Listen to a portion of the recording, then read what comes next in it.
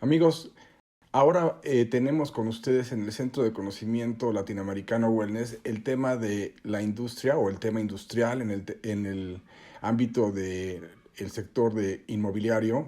Y para ello tenemos a dos expertos, amigos míos, a Gerardo Ramírez de JLL y a Samuel Campos de Newmark Knight Frank. Samuel, Gerardo, buenos días. Bienvenidos a esta entrevista. Platíquenos un poquito, queremos tocar el tema industrial, de cómo está el sector. Creo que es uno de los sectores menos golpeados por esta pandemia, por esta crisis, y queríamos oír desde su perspectiva en la trinchera cómo lo están viendo. ¿Por qué no empezamos contigo, Gerardo? ¿Cómo lo estás viendo tú? ¿Qué has visto en estos meses? Ya van para 6 meses que estamos confinados y que no se ha reactivado la economía y que seguimos en este semáforo naranja, mayoritariamente por lo menos en la Ciudad de México y en muchos de los estados. Cuéntanos un poquito qué es lo que estás viendo. El sector industrial de bienes raíces ha sido, de todos los sectores, el más resiliente. Ha resistido e inclusive le ha venido a bien el acelerador que fue el COVID. Déjate platico. Primero, vamos a hablar del COVID, que hizo que las personas compraran mucho más por el e-commerce y los e-tailers y los retailers se vieron beneficiados con mayores compras por internet. Entonces, esto les adelantó el futuro a los que se dedican a la logística y a la distribución. Los puso en apuros para las entregas y ha detonado una nueva serie de eventos en las diferentes ciudades, haciendo crecer la huella de metros cuadrados y la manera de entregar. Entonces, eso es por un lado. Por otro lado, también en estas fechas se confirmó el Tratado de Libre Comercio, que eso dio certidumbre a muchas empresas que estaban en on hold o estaban esperando a que esto sucediera para venir a México. Entonces eso ha detonado una serie de empresas que han llegado a Monterrey, San Luis Potosí, León, Querétaro, allá por las tierras de donde está Samuel, adicionalmente de Tijuana. Entonces esto ha hecho que el mercado industrial en el primer semestre del 2020 pues siga con su tendencia de crecer. Nosotros tenemos registrado un crecimiento del 2%, lo cual es arriba de la economía nacional. Y bueno, también te comento que en cuestión de las rentas ha venido eh, haciendo esto en las ciudades fronterizas, que las rentas se conservan en dólares, sobre todo en Tijuana, Ciudad Juárez y Reynosa, lo cual es muy atractivo para los inversionistas. Samuel, tú que estás en el Bajío, mayoritariamente tus transacciones tienen ahí, aunque cubres otras geografías. ¿Cómo se ha percibido? Porque esto es, sobre todo en el Bajío, ¿no? Que está muy concentrado en el sector automotriz. Para el Bajío la crisis comenzó un poquito antes. La crisis comenzó cuando el presidente Trump amenazó con cancelar el Tratado de Libre Comercio, el antiguo NAFTA, y después amenazó con una renegociación muy agresiva. Lo primero que vimos ahí fue que compañías pusieron en hold sus proyectos, tomaron la decisión de esperar a ver qué pasaba con la renegociación, si iba a haber un tratado o no, que vaya, era ilógico pensar que no lo iba a haber, pero pues la realidad es que la amenaza de un presidente y más de Estados Unidos siempre hay que tomarla muy en serio. Entonces vimos ahí que muchas empresas detuvieron sus proyectos, la jugaron de manera muy precavida, prefirieron esperar y prefirieron ver qué pasaba antes de continuar con sus crecimientos. Nuevos proyectos dejaron de llegar. Lo que sí vimos es que empresas ya con inversiones en la zona tuvieron crecimientos. Eso fue curiosamente muy interesante. No llegaron muchas empresas nuevas, pero sí vimos un crecimiento y expansiones de las ya existentes. Lógicamente ahorita el Bajío sigue teniendo una absorción mucho menor a la que solíamos tener, pero ya empezamos a ver, a partir, te diría, de hace un par de meses, mucho más movimiento, mucho más empresas que llegan a la zona preguntando, retomando, volviéndose a poner al día en cuanto a la situación del Bajío. Sí fue un golpe fuerte, sí bajó mucho, pero ya empezamos a notar una mejora en el movimiento de empresas y de inversionistas interesados en ver nuevamente qué está pasando en el Bajío. En sus portafolios de empresas corporativas que tienen muchos contratos globales, ¿estas empresas negociaron sus rentas o en el sector industrial no se dio tanto como a lo mejor se vio en el espacio de oficinas y por supuesto de retail? Curiosamente no. Curiosamente, de los clientes que hemos tenido la fortuna de llevar al Bajío, te diría que nada más hubo una negociación que sí se tuvo que hacer donde se pidió un cambio de dólares a pesos y nada más. Todas las demás operaciones que tenían contratos en dólares con áreas de 5, 10, 15 mil metros se sostuvieron, nadie dejó de pagar, nadie pidió moras, nadie estuvo en situaciones que comprometieran su operación o su viabilidad. Afortunadamente me parece que tanto para el sector como para los desarrolladores como para nosotros fue un fenómeno que no se dio en el ámbito industrial. ¿Y para ti, Gerardo, también lo mismo? El tema del industrial fue precisamente en sentido contrario. Han venido creciendo y confirmando las ampliaciones en diferentes ciudades y llegando más. O sea, yo no, en nuestro portafolio no hubo ninguna solicitud de renegociar rentas o de, vamos a decir, cambiar de tipo de moneda, sino al contrario, hemos negociado expansiones en diferentes ciudades de la República Mexicana: Tijuana, Ciudad Juárez, Guadalajara, Querétaro, Guanajuato, en el sentido de que pues quisieron extender sus contratos más que negociar concesiones. Y el tema de nearshoring, ¿tú crees que sí se va a dar en un futuro después de esta experiencia de la pandemia y tener pues esta logística de traer bienes y productos desde Asia a América?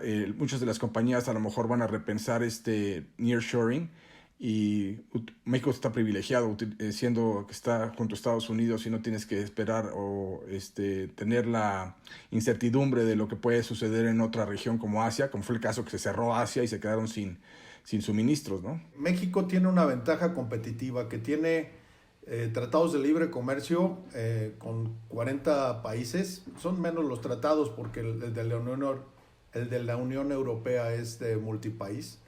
Pero eso le da una superventaja a estar trayendo industrias de diferentes países. El nearshoring tiene que ver más bien también con China. Y bueno, pues las empresas chinas, además de que están llegando más, ya están en México. Las empresas chinas ya están en Querétaro, ya están en San Luis, ya están en Monterrey, sobre todo Tijuana. Entonces, ya están negociando sus ampliaciones. Y bueno, les viene como anillo al dedo esta pelea comercial que trae Estados Unidos con China, porque van a hacer más negocio aquí en México. Están expandiéndose. Y pues el que está nosotros con una frontera tan grande con Estados Unidos nos permite tener varios puntos para ingresar a Estados Unidos. Tijuana, que atiende California, el estado de California en Estados Unidos, que es creo que la 13ª economía a nivel mundial por sí solo. Y bueno, Reynosa, donde pues van muchos productos de con alta incidencia en mano de obra, pero también de México hacia allá muchísimos productos agroalimentarios, que pues no dejemos de ver que México históricamente, y eso casi no se ha hecho publicidad, en los últimos 5 años hemos tenido superávit de exportación, de comercio con Estados Unidos en cuestión agroalimentaria. Exportamos más de lo que importamos. Entonces, pues eso le da un impulso adicional a la economía mexicana. El tema del nearshoring es un tema bastante interesante. A mí me dio gusto que en cuanto se empezó a detonar el tema de la pandemia, empezamos a arrastrar el lápiz, ¿no? Lo que se dio desde nuestra perspectiva fue la tormenta perfecta. Se juntaron 3 factores que antes no se hubieran dado. Primero, una amenaza de guerra comercial entre Estados Unidos y China, con todo este tema de las tarifas y las cuotas y las represalias que se empezaron a tomar. En segundo lugar, una renegociación del NAFTA, ahora TEMEC, que cambió las reglas de origen del principal componente del tratado, que es el sector automotriz. Y en tercer lugar, vino como cerecita del pastel la pandemia. ¿Qué fue lo que ocasionó esto? Que cuando juntaste estos tres factores, pues se dio una caída en las importaciones de China a Estados Unidos de manera tremenda. Te doy un dato. En el 2019, las importaciones chinas a Estados Unidos bajaron en $90,000 millones. Esos $90,000 millones, dices, bueno, pues seguramente algo nos tocó. La realidad es que $31,000 millones de esos 90,000 se quedaron en países de bajo costo. De esos $31,000 millones, México incrementó sus exportaciones en $13,000 millones. Y tiene sentido con lo que ahorita menciona Gerardo de los superávits de comerciales que tenemos con Estados Unidos.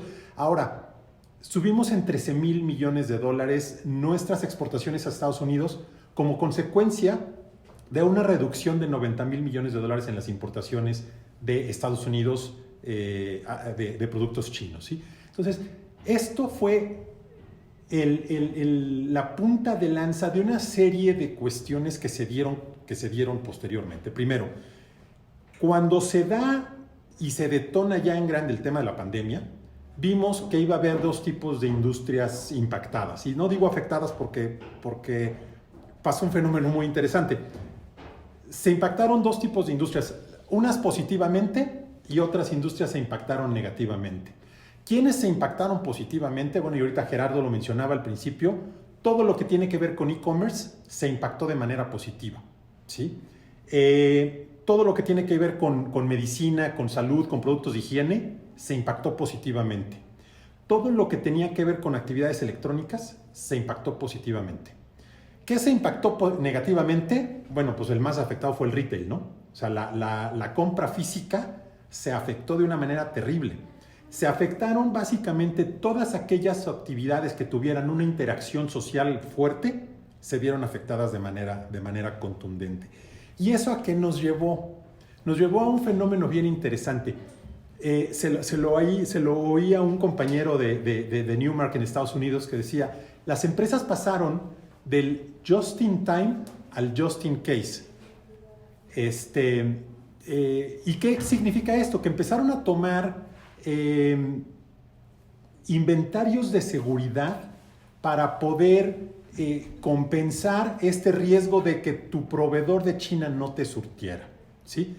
Ahora, hubo una agencia de Estados Unidos que hizo un análisis, decía que si las empresas de Estados Unidos incrementaran su inventario de seguridad solo en un 5%, imagínate, 5%, Estados Unidos requeriría 100 millones de metros cuadrados adicionales de espacio que no existe hoy para poder almacenar todos esos inventarios de seguridad.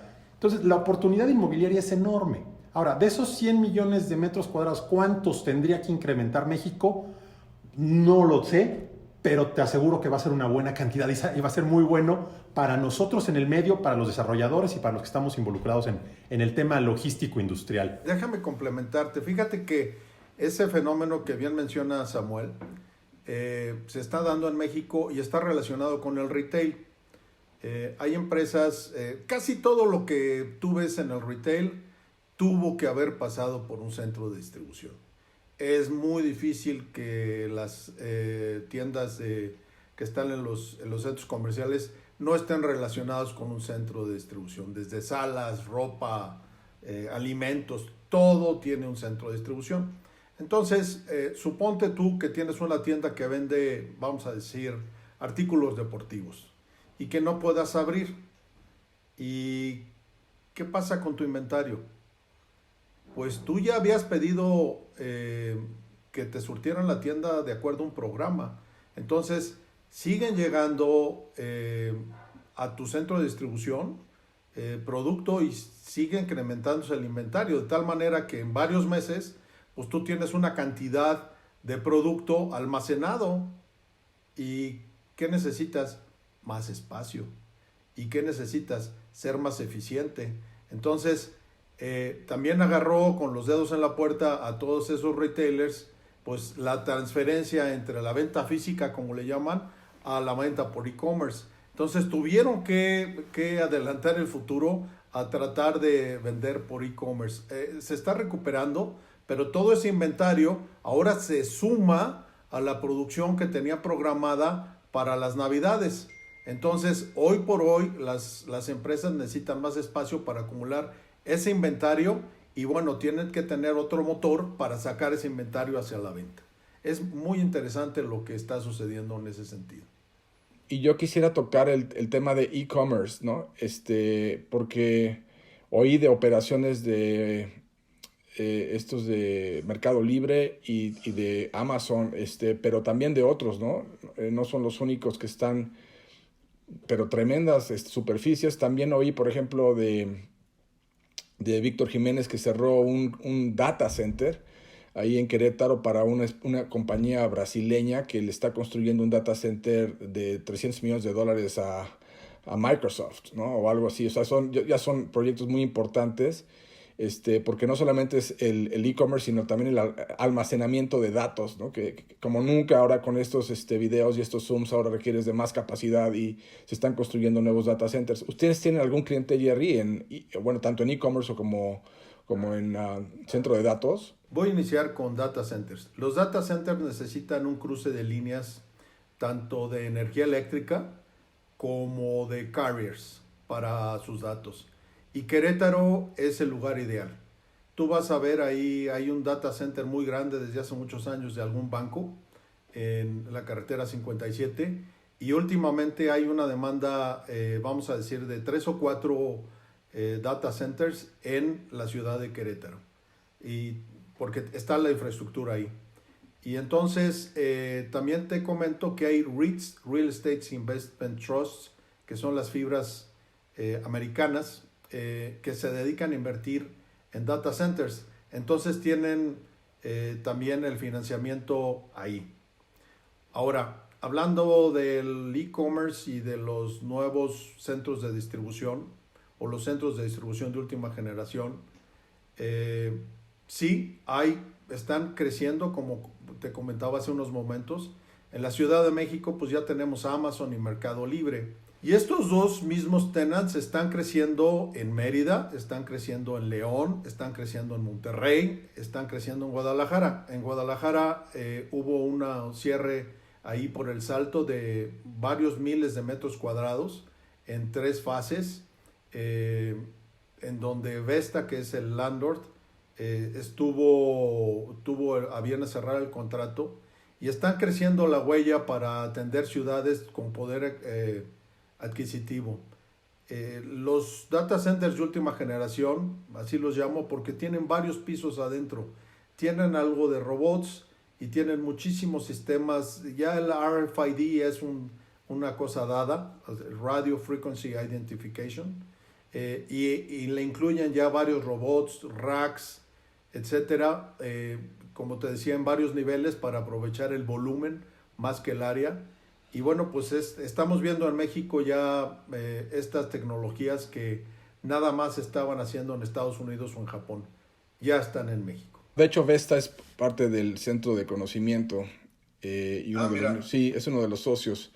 Y Sammy, tú en la parte, tú que estás ahí en el Bajío y en la región central de México, ¿lo puedes constatar lo que está sucediendo con lo que comenta Gerardo? Sí, por supuesto, y tiene toda la razón Gerardo. Y bueno, y sí, son dos cosas. Lo que nosotros hemos hecho es dividir un poquito el tema del real estate ya más digitalizado. Tenemos toda la parte que tiene que ver con shared service centers, back offices, todo lo que tiene que ver con el e-commerce. Y te doy un dato, fíjate, en términos de centros de servicio compartido, en los últimos años han llegado 1.6 billones o 1.600 millones de dólares de inversión a Latinoamérica. De esos 1.600 millones, 756 se han ido a Costa Rica. O sea, la realidad es que Costa Rica nos está ganando ahí la partida en el tema de desarrollo de tecnologías digitales o de desarrollo de centros de servicios compartidos, aunque la parte mejor es que México está en segundo lugar. México atrajo $290 millones por encima de Brasil, lo cual es una gran noticia, ¿sí? Entonces, ¿dónde se están distribuyendo? Bien lo decía Gerardo, Querétaro es una ciudad que reúne condiciones muy específicas de redundancia en fibra óptica, calidad de vida, instalaciones propias, y eso ha hecho que Querétaro despunte y destaque como un centro de atracción natural para este tipo de centros, ¿no? El tema de los e-commerce, bueno, pues ya lo comentaba muy atinadamente Gerardo. Tenemos a Mercado Libre, tenemos Amazon y van a seguir llegando. Nosotros tenemos ahí detectados algunas, pero básicamente ahora la tendencia es que todo el mundo está tratando de mejorar su sistema de ventas en línea, ¿no? Lo que está haciendo Liverpool, por ejemplo, acá en Arco 57, pues va a ser un detonante enorme para la empresa de ventas en línea mexicana, ¿no? Entonces, sí vemos que va a seguir dándose. Es una tendencia que me parece no hay quien la revierta y tiene mucho futuro, ¿no? Lo que está sucediendo con el sector industrial es muy interesante y yo creo que esto da para más. Yo creo que México está muy bien posicionado y esperemos que las condiciones cambien para que no solamente se sostenga el sector industrial, sino que siga creciendo como lo venía haciendo. Samuel, Gerardo, les agradezco mucho su tiempo y sus comentarios. Gracias por la invitación. Muchas gracias. Estamos a tus órdenes.